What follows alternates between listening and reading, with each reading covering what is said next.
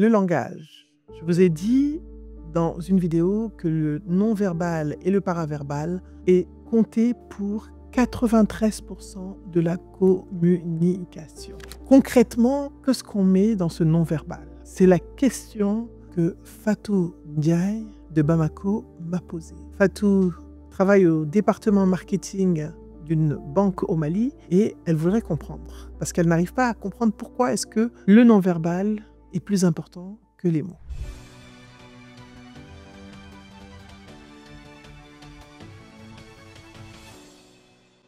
Bonjour, je suis Naboufal, vous êtes sur la chaîne Naboufal officielle, la chaîne de l'investissement sur soi et le développement personnel, la chaîne qui va faire de vous des personnes inspirantes, impactantes, brillantes et charismatiques. Et je suis Naboufal. Alors, on va parler, vous l'avez compris, nous allons parler de langage non-verbal et paraverbal. Qu'est-ce que c'est que le non-verbal? Le non-verbal, c'est plusieurs choses. C'est d'abord le regard. Vous voyez, le regard. Ensuite, c'est la gestuelle.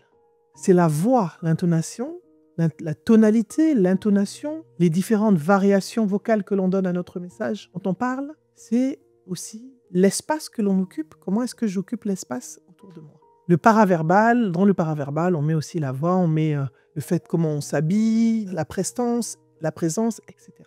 Le regard, je vais commencer par le regard. Le regard est extrêmement important. Si vous parlez avec quelqu'un que vous êtes comme ça, vous êtes dans une assemblée.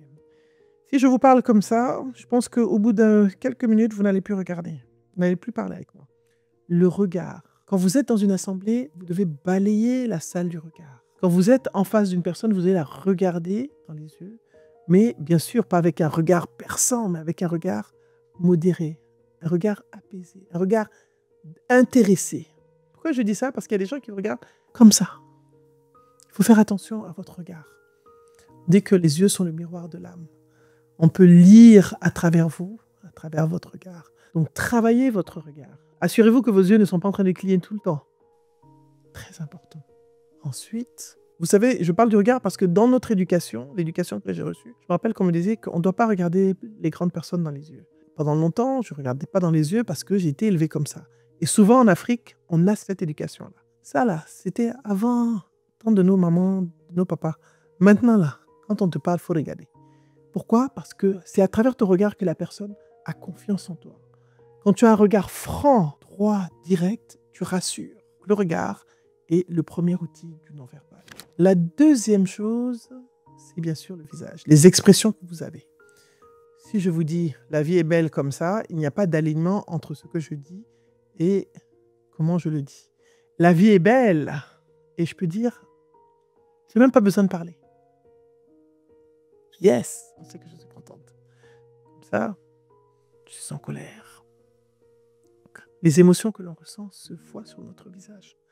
Nous devons faire attention à nos expressions faciales. Nous devons étudier les expressions faciales que nous allons avoir en fonction du type de message que nous transmettons. Tu ne peux pas dire « Oh, il y a eu un deuil ». Non, il y a un deuil. En fonction de l'intensité des émotions que vous voulez transmettre, vous allez adapter vos expressions faciales. Et à ce moment-là, vous allez connecter avec votre audience de cette façon-là. Il y a la gestuelle. Si je suis assise comme ça en train de parler, oui, vous savez quoi? C'est-à-dire que ça ne peut pas marcher. Non. Regardez, ça c'est un geste fermé. Si je suis là, oui, vous voyez mes mains, c'est-à-dire que je voulais vous dire non, ça ne marche pas. Vous devez soit garder vos mains stables, vous entraîner à stabiliser vos mains, soit moi j'ai appris à avoir des gestes ouverts comme le monde. La vie est belle, c'est génial. La gestuelle est très importante. La voix, si je parle, je vais vous raconter une histoire qui est très très intéressante, c'est-à-dire que ça se passe, je vais vous dire, le langage non verbal, c'est un langage, non, ça ne le fait pas. La voix. Moduler la voix en fonction de l'intensité que je veux donner à mon message. La voix permet de captiver, d'intéresser. La voix donne de la couleur à ce que je dis. L'espace. Comment est-ce que vous vous positionnez? Alors si je suis là, vous sentez que je ne suis pas. Ça, c'est un non-verbal. J'envoie un message d'insécurité. Si je suis là comme ça, l'espace que j'occupe. Je me permets d'occuper l'espace comme ça. Là, j'occupe l'espace. Je me sens bien, j'occupe l'espace. Faites attention quand vous parlez avec une personne à ne pas envahir son espace. Vous n'allez pas parler avec quelqu'un comme ça. Voilà. Donc, vous parlez avec quelqu'un, vous faites attention. Vous mettez une distance. Tout ça, ça fait partie du non-verbal. La façon dont vous vous présentez, dont vous vous tenez debout. Ancrez-vous. Vous devez être ancré dans le sol, comme dirait Gilles. Ancré dans le sol, c'est très important.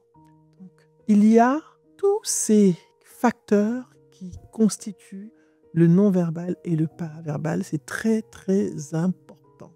Vous devez absolument faire attention à votre non-verbal. Lorsque vous allez parler, l'expression du visage, le regard, la voix, les intonations, les tonalités.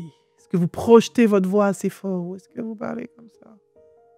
Est-ce que vous tremblez dans la voix ou est-ce que vous parlez en toute sécurité? Vous devez travailler sur le non-verbal pour donner de l'intensité, de la force à votre message. Puisque le non-verbal et le paraverbal, c'est 93% de votre communication. Votre communication repose sur ça. D'accord? Il y a aussi bien sûr comment on s'habille, comment on se présente. Mettez de la couleur dans votre communication en travaillant sur votre... Alors si aussi vous êtes toujours en train de gigoter, les gens ne peuvent pas vous suivre. Oui, vous savez, donc il faut une certaine présence, une posture qui permet aux personnes de se concentrer sur ce que vous dites. Mais si je suis là, oui, bon, tu sais, le verbal, le non-verbal, non, ça ne le fait pas. Vous-même, vous savez que ça ne va pas. Vous savez que ça ne va pas. Le non-verbal et le paraverbal sont ce qui donne de l'intérêt à votre message, sont ce qui façonne votre message. N'oubliez pas de travailler sur le non-verbal. Le non-verbal est puissant. Le non-verbal est extrêmement important. Ne vous concentrez pas que sur les mots, mais comment est-ce que vous allez transmettre ces mots? Vous voyez mes mains? Comment est-ce que je vais transmettre ces mots? Je parle avec mon émotion. Je parle avec mon énergie. Projetez de l'énergie dans ce que vous faites. Comme ça, vous gardez l'attention de votre audience.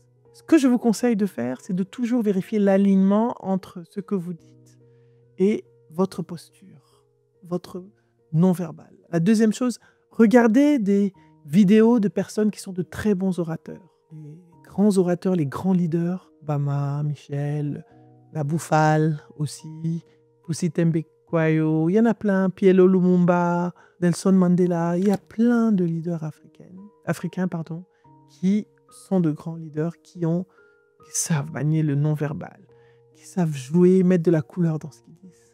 Donc voilà, je pense que vous avez des clés maintenant pour utiliser le non-verbal afin d'amplifier votre message. Le non-verbal va amplifier votre message, va amplifier votre communication, donner de la texture à ce que vous dites, captiver votre audience et transformer complètement la façon dont vous communiquez avec les autres.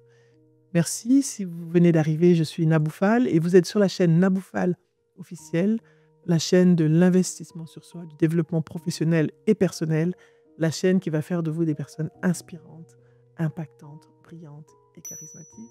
N'oubliez pas de vous abonner et d'activer la cloche. J'ai oublié de dire ça. Abonnez-vous parce que j'ai vu qu'il n'y a que 50% des personnes qui regardent qui sont abonnées. Donc, bande d'escrocs, abonnez-vous. C'est trop facile. Je ne vous demande pas de payer, je ne vous demande pas ceci, je vous demande juste de vous abonner, s'il vous plaît. Soutenez-nous, on a vraiment besoin de votre soutien, on a besoin de votre force, c'est pas facile. Et je vous remercie, on a plus de 60 000 abonnés, mais j'ai besoin de force, s'il vous plaît. À bientôt, merci.